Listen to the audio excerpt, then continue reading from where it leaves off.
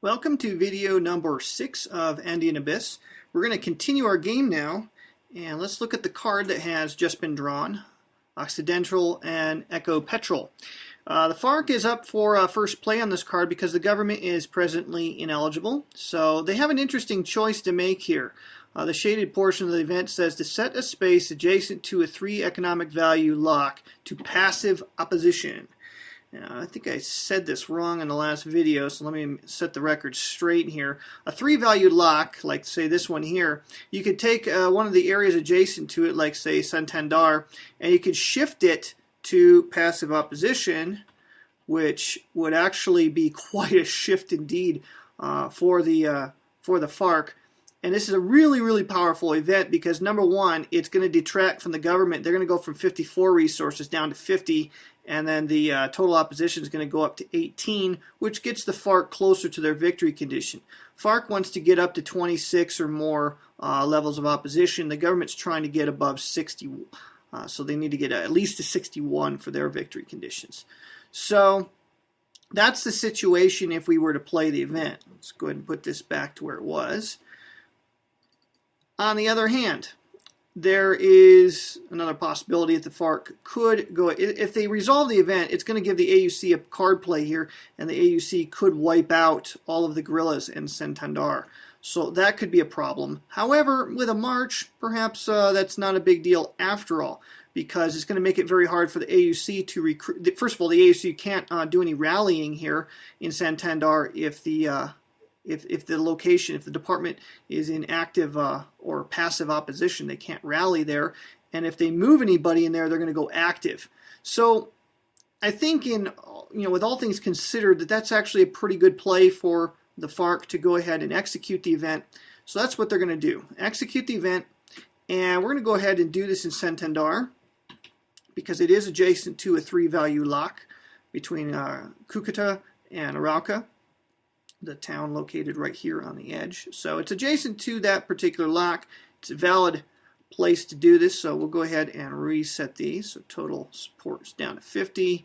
Total opposition is once again up to 18. That doesn't cost us any resources, so we move over to the AUC, who may now execute an op with a special activity, or they could pass. Tapias is coming up next.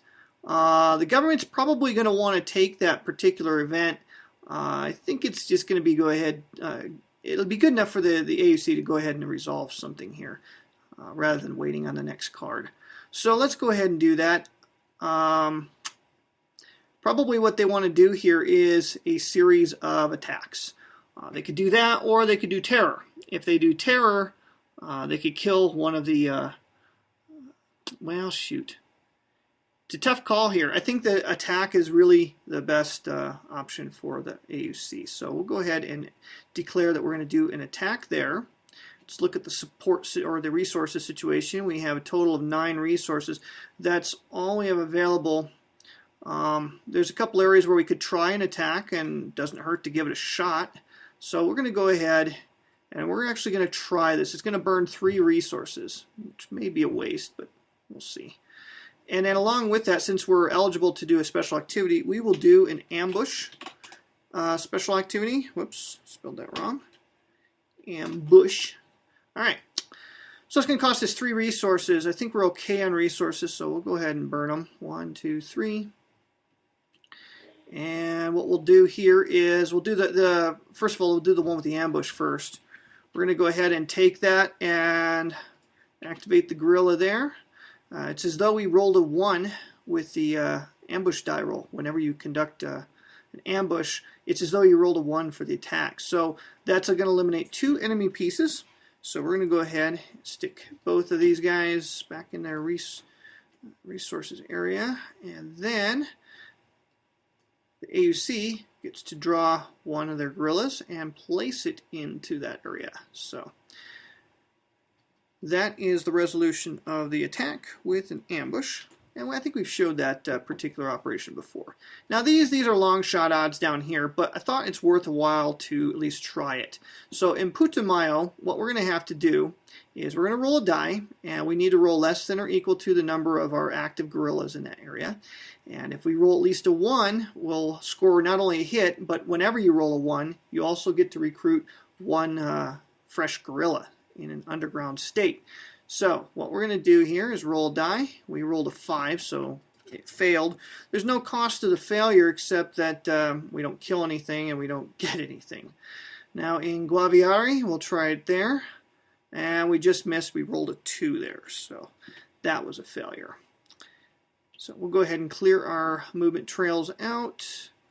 FARC and the AUC become ineligible. The government and the cartels become eligible. And we'll go to the next card, which is Tapias. What do we do with Tapias or Tapias? Well, the government's up first, and again, this is a really cool event for the government that's going to help them much later in the game. It's going to help them a lot later in the game. Assaults cost 3 resources total for any number of spaces rather than per space. Here's how assaults would work. If we were to do an assault allows us to kill exposed or active guerrillas. So, for example, in Santander, we really wouldn't want to do this at present, but if we did want to do it, we could kill this active guerrilla here by doing an assault activation. So if we want to run that operation, we pay 3 resources in the area, and we would be able to remove a number of active guerrillas from any factions equal to the number of cubes in the area. And the deal is in mountains, though, is it takes 2 cubes to remove 1 active guerrilla. So in Santander, we would have to have at least 2 troops in this area, two cubes in this area to make that assault effectual. If it was in a forested area, then it wouldn't cost us as many.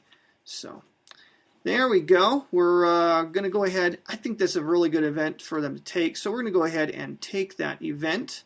So we'll go ahead and dig it out of the events tray and put it in here. What the government really hasn't run any operations yet. They've just been running these events, but these events are going to have a huge payoff later in the game, and so this is part of the planning process. They're playing for a long game scenario here, so I think that's going to work out pretty good for them. And the cartels are up next, and since they really have no reason to pass because they're the last priority on that, they're going to go ahead and take an operation here. And what they're going to do may be a little surprising. Let's look at their resources. They don't have a lot of resources left. The resources are starting to diminish, but we're going to go ahead and burn 1 resource, and we're going to do 1 action. We're going to take our pawn and put it in Chocó. Here's what they're going to do in Chocó. They're going to smack the FARC, and there's a reason why they want to do this. They can't establish any more bases there until they have removed this base from the enemy. So what they're going to do is they are going to activate, and it's kind of a risky play. This could backfire on them, but we're going to go ahead and try it anyways. They could bribe away the enemy pieces, but they don't really have the resources to pay for that, because in order to bribe, it would cost resources, -3 resources to remove or flip guerrillas or remove a base. They really don't have the resources to spend on that at present. They want to establish bases because when the propaganda card comes up, they're going to get a ton of resources if they have a lot of bases. So we're going to go ahead and do an attack, which is going to activate all the guerrillas here. Unfortunately, the cartels do not have the ambush special activity, so they're not going to be able to do that. They will be able to have a 30% chance of success here. They need to roll a 1 or a 2, so die roll comes up, and it is a 5, so it fails.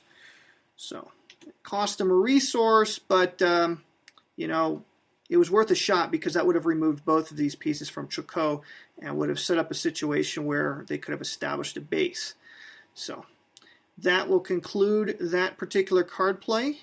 So these guys have become eligible, and then these guys move to the ineligible box.